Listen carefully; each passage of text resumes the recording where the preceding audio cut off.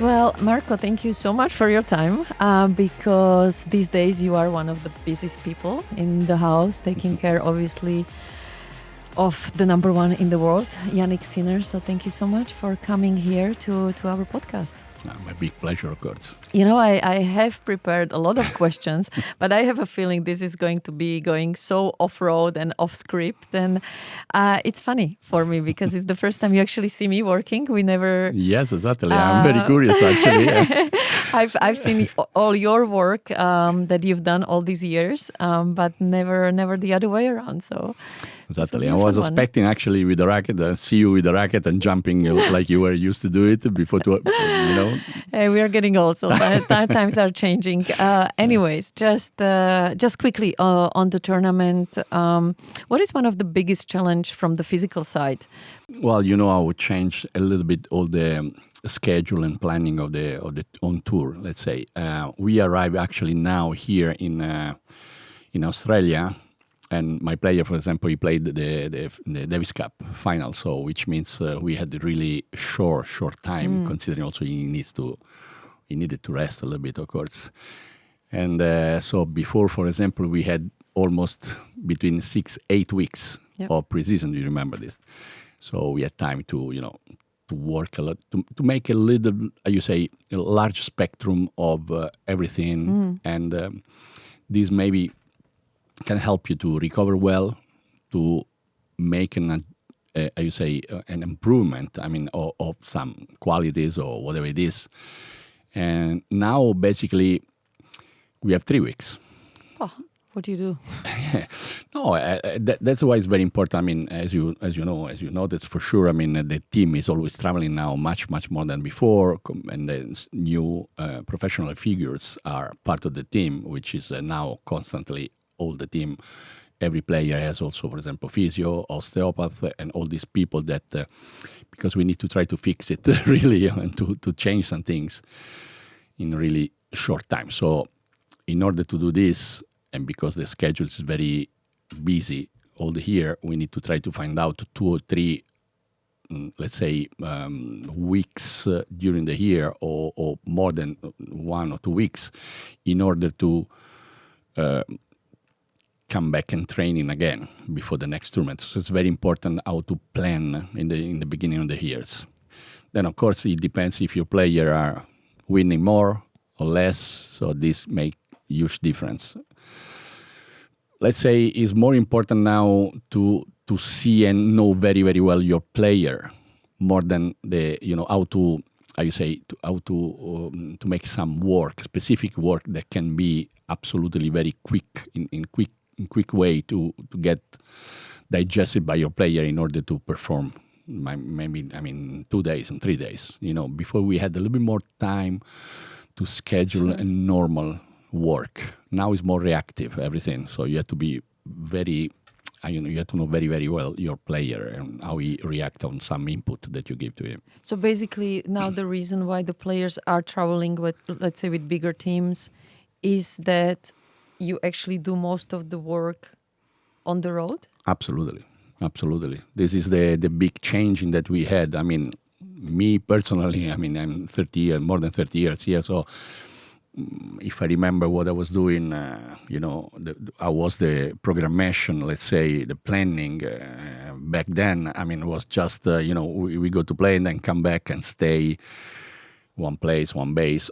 Even though if we keep traveling, we had time to stay somewhere to practice a little bit more. Now, I would say that I'm pretty lucky that my players are winning a little bit more. So the time is very short, and you need all these people around you, doctor, most of the time also, because, we need to always calibrate, for example, supplementation of the players. But thanks God, science is much more, is helping us much more, when we were working together. I don't know, I'm thinking about some... prosciutto? Pasta asciutta.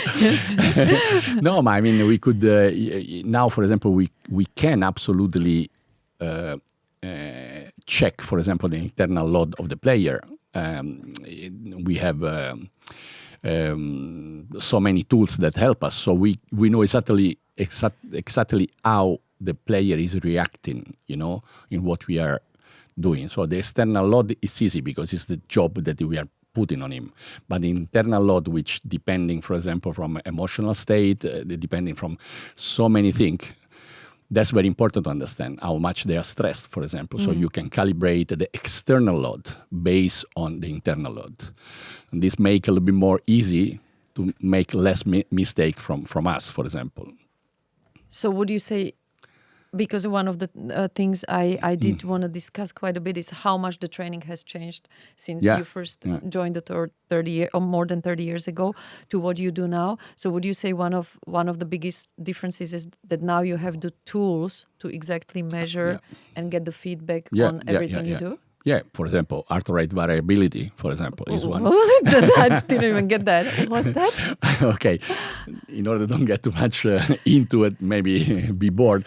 But I thought I was kind of up to date with the fitness, how much I love training and the nutrition, but obviously not. Yeah, I mean, we have now some tools that are able to exactly calculate the distance of every beat of the heart. So, contrary how much we think, the beat are not the same in the same time. For example, if you have 60 beats per minute, doesn't mean that every second you have a beat. Sometimes it's a little bit more than 1 second, sometimes it's a little bit less. And actually, more there is this variability, more our system is saying. I don't know, for example, so we have the sympathetic system, parasympathetic system. I'm talking about nervous system. That we know that when they are working well together, we have rest and we can activate it in a good way. Mm-hmm. So we are repairing tissue and we are ready to fight. Okay, so this is, for example, one of the parameters that heart rate variability can check. So many things that help us. Before there was in Italy, we say occhiometro, which means the meters of the eye, so how much you can see how your player is tired or not. Now we have also data that help us a lot. Wow, it's something I always wanted to ask you, and I never did. You kind of, thanks to you, the tennis changes big time as far as where the fitness goes, the training goes, because of your expertise and your knowledge. Where do you go for your resource? Because you're the one making players better, making them motivated.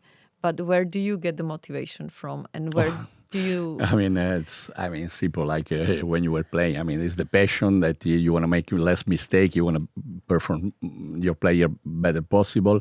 So you need to be always a little bit curious, let's say. Experiment everything and see what can be useful for your player, for players in general, for your players in particular. So there are so many things that help us. Actually, I take advantage of this talk that we had together to apologize with you because when we were working together, so basically I didn't have this possibility to work maybe a little bit more deeply with you, how Daniela was let's say, body-wise, ready, something like that, again, all this science help us a lot. I was actually going to ask you, with everything you know now, let's say it was, 2006, 2007 that we worked together, what would you have done different? Oh, so many things. Really? Yeah, for sure. That's, again, because I always say that we, as a fitness coach or tennis coach, whatever it is, and we need to just draw the suit on top of the player. That's very important. Every player is different. I'm not talking about leverage, or I'm talking about also emotionally, all these things. So more we know the player, more we can, suit the perfect suit for the player. That's the goal for let's say all the sport, basically. So this is and more information you can get through all these things. Again, more you are targeting what you are doing. You are not losing maybe time. You have the possibility to make your player, for example, to avoid all the injury possible. Now, for example, I'm thinking about this. Fascia, maybe you heard about that. Mm-hmm. So it's this tissue that is all inside our body. Of course. Of course, that's it. So before, when I was studying, when I was working the first year, I mean, fascia was a kind of an envelope around the muscle, around the tissue. We didn't know what actually was. Now with the new science, for example, we saw that the fascia is one of the probably the most important thing that allow the body to move smoothly, perfectly. So because it's kind of a net that is all around our body, all around our bones, muscle, tendons, and everything. Plus, it's full of these, let's say, little transistor that can send absolutely every second information to our brain. So, and more you are able to use this fascia, and now it's possible to train this fascia. We know how to train the fascia. More the movement is clear, more accuracy, and more the body is moving well. So you're saying we actually can train instead of the muscles, the fascia? Yes, absolutely, Oh, yes. wow. Absolutely. Okay. So pretty much we would have done everything differently. No. Okay. I think it's like this with everything. The more you know, the more you try to come up with new exercises, but there are always the bread and butter ones. Right? For sure. So for sure. what is for you like the golden one that you have to make sure all your players do? I think I know the answer, but is it the squats? Well, yes, for someone, yes, for some others, not. For example, my last two players, for example, I didn't use the squat that much. Really? For example, yeah. Then, depends, women, men, depends what kind of player you are, how much is your body type. There are so many things to consider when you do something like that. Tennis is requiring certain, effort, physiological effort.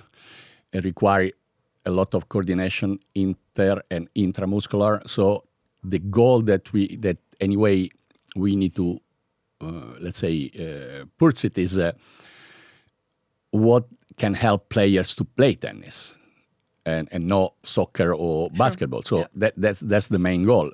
Me personally, as soon as I see which kind of player I'm working with, I try to address what exactly we need. The last two players again that I work, they are pretty similar as a body type. Yeah. So I'm extremely flexible, extremely elastic, let's say, oriented.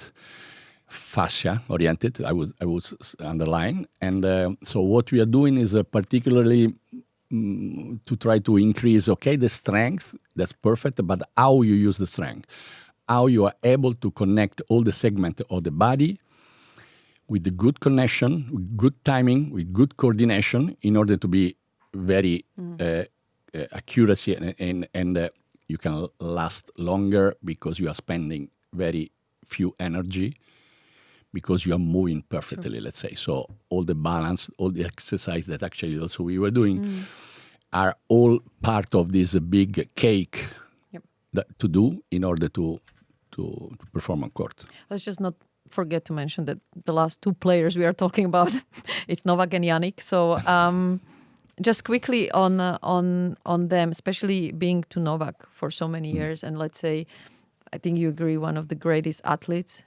in the history of not only tennis but in sports in general. Is there something, obviously you had so much to give to him, is there something you actually learned from him?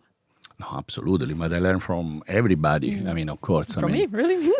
No, absolutely. No, that's guaranteed. Particularly with Novak, I mean, his mentality towards the work. I mean, this big guy, not only him, but I have the luck also to have the possibility to live a little bit this big four, and now this new upcoming great player like you or Lina or whatever it is, and the common, let's say, point of all of you, it's how whatever you do can help you as a tennis player. That was actually, and you keep learning. Me as a part of the staff, you keep learning from you how everything is related. I mean, how you I don't know. Also, something very far from tennis. I mean, if Nole was reading a book, whatever he was reading, he could bring it on court. So he always find the connection between whatever he's doing to the court. What can improve him as a person, as an athlete, as a whatever. I mean, father, for example. I mean, can be related on court. So we always say that athlete is connected with the person. So body mind is working in one unit. It is always working together. So that's your common point. Would you say stubbornness as well? Absolutely. I mean, obsession. But I want to just be clear when I say stubborn and obsession. I mean, the functional stubborn and functional obsession in what you do brings you in another level, for sure. So not the one that goes to the pathology, of course. So that's very important. But then somebody can call passion. Somebody can call in, whatever it is. But love for what you do. Where do you draw that line, though, between being stubborn in a way that it helps you as an athlete and to a point where you actually let it go and be open and receive the feedback from the team? Was it easy, let's say, with Novak to kind of receive your information and what you were trying to Yeah, I think the line, the borderline between, functional, not functional, stubborn or whatever it is the fact that you are open to listen.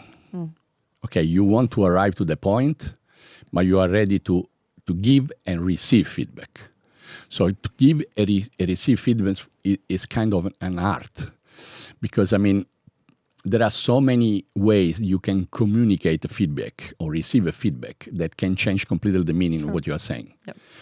And that's also is another, I think, plus that us as a team, we need to master a little bit. I mean, the communication, the effective communication, have to be, sometimes you need to be straight.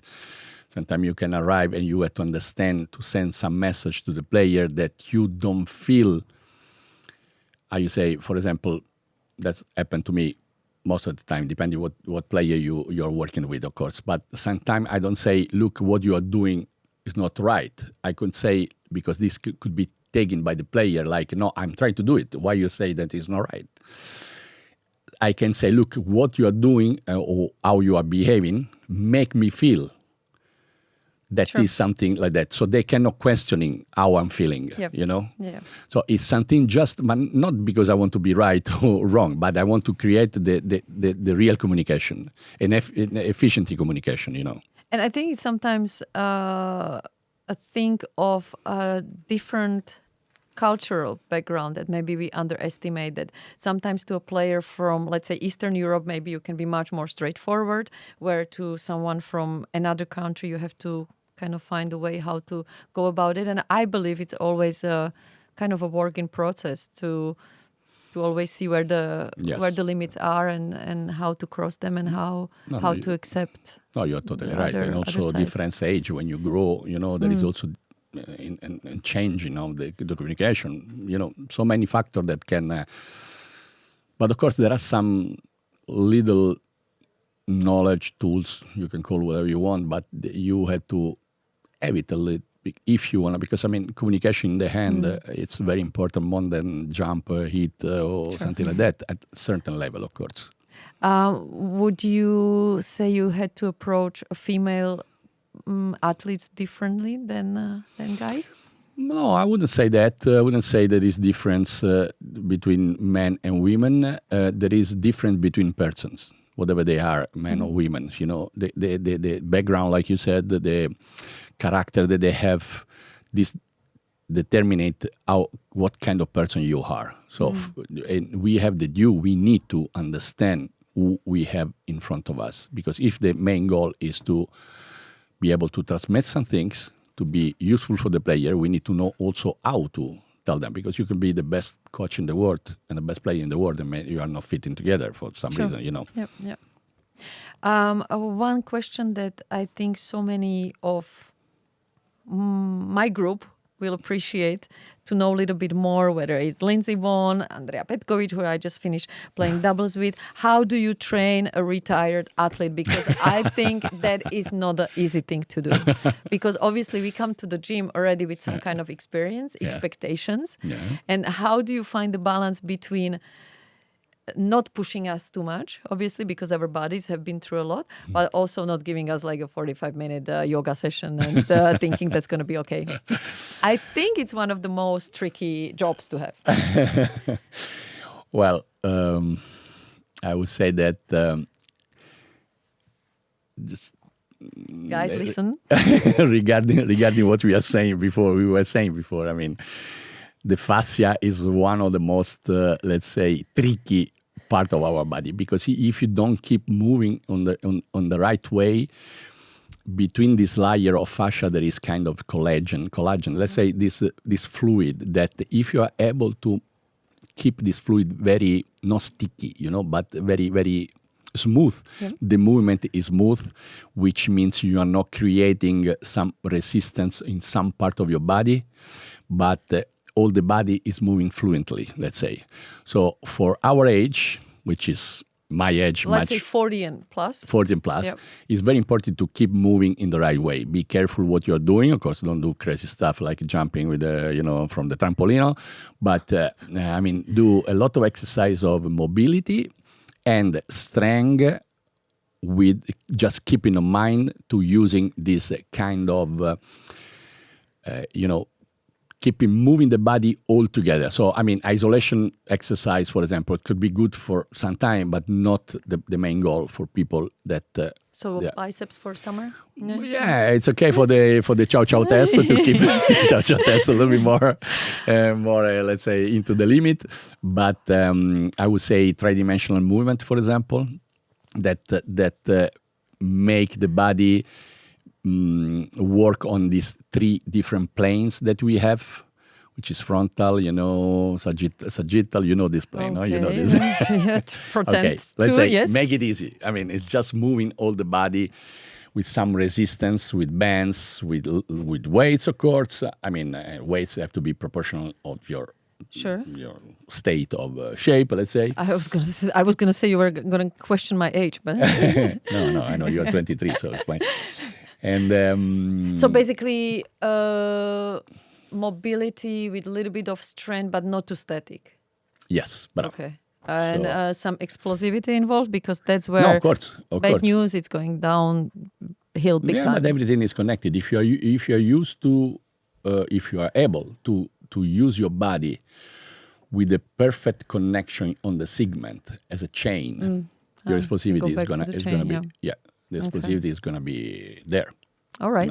As far as nutritions go, well, that's another big jump forward that we did, absolutely. Yeah, because as players, we are so used to, having to always have enough fuel and all of this. But then I see it more with the guys, I would say, that, then it's time to kind of accept that, okay, we are not burning as much. We are not 5 hours anymore training. So I think that's listen, again, also now science helps a lot, because, for example, now it's very common to do genetic and epigenetic test.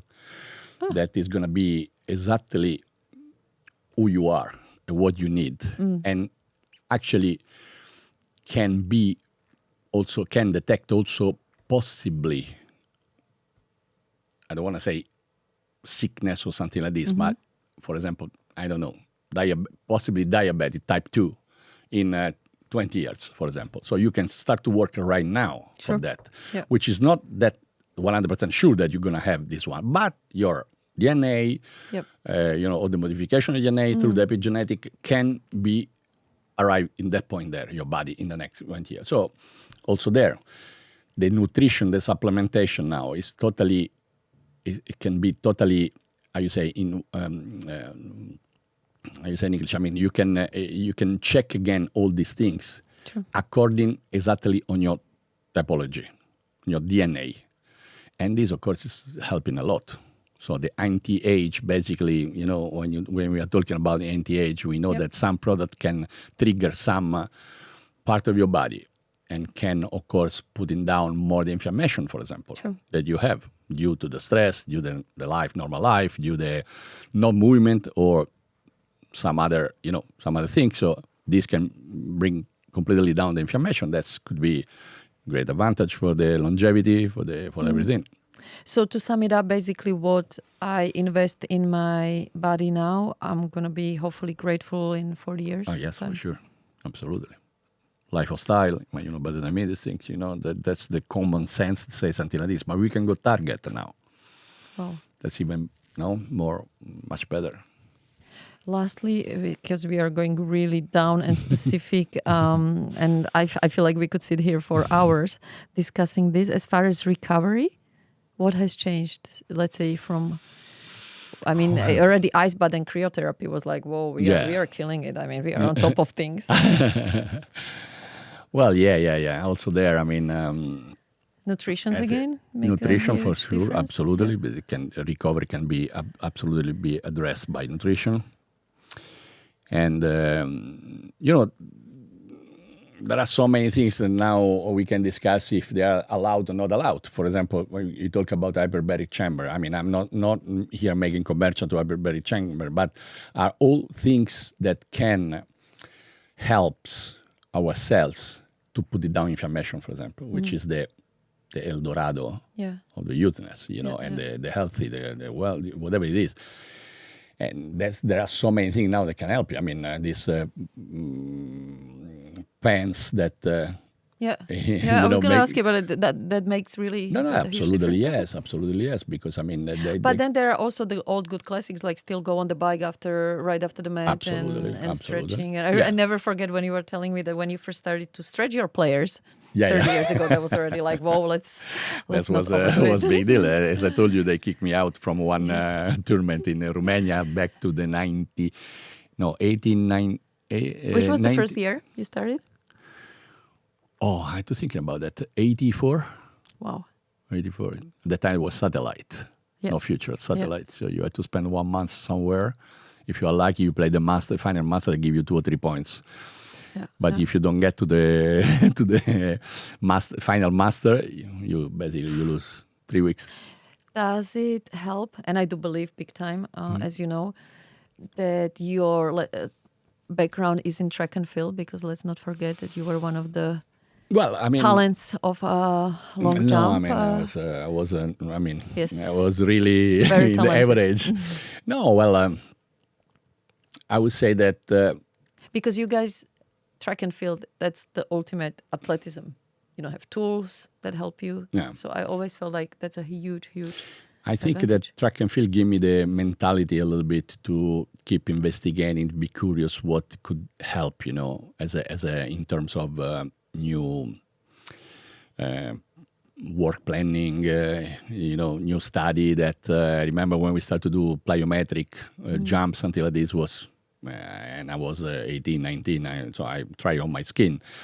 It looks like, wow, this methodology comes from Mars, this drop jump. There was this famous Russian professor that was, at that time, was at the top of the top. We got this book at that time, like it was coming from heaven, really. So it was funny. I think this track and field can help you. So you stay with that kind of mentality, to always the goal is try to improve what I need to do, what I have to apply, and, investigate a lot in what is the new research that can help you. Started on the tour with the Players 84. What has been the highlight of your career? Well, now I don't want to sound too normal, but I would say that all my players was unbelievable journey with all of them. All of them. I don't think I never learned or I never had pleasure to work with someone, but all of them, compared with the other side now of the microphone, was a huge privilege for me to keep learning, to share. Basically, now I'm 60, almost 61, and I don't have kids, but I consider all my players, before they were my brothers or sisters, now they are my son and daughter. Soon they're going to be nephew and niece. But was a really great journey. Keep doing. I'm still love what I'm doing, so that's probably the best gift. That's a nice answer. Who was the most stubborn one? No, let me say something like that. Careful. No, absolutely. I mean, all of you, there was, of course, a wonderful person anyway, but of course, when you deal with the pressure and everything, sometimes can be tough, I understand. So that's the way. again, the team has to be kind of mattress, something that absorb a little bit the high peak and the lower peak. So to make sure that your player is in this operative calm of the zone, you can call arousal, you can call it whatever you want, that's the area that they can perform, Then, of course, there will be so many factors that can... The best work ethic? Or it's tough to say? Tough to say, but I would say not because you are here. You, Novak, Jannik, for sure, as a dedication, let's say, as a dedication to the work, absolutely yes. But also the other, I don't want to sound exactly. but yeah, but these three that I said, not because I want to please you because you are here, but. I think that thanks to you, I learned a lot about the ethic, work ethic. Absolutely. And sometimes with you, we need to just, like the horse, just hold you a little bit more because it could be go in that side of the moon. But no, that's what's fantastic. Yeah.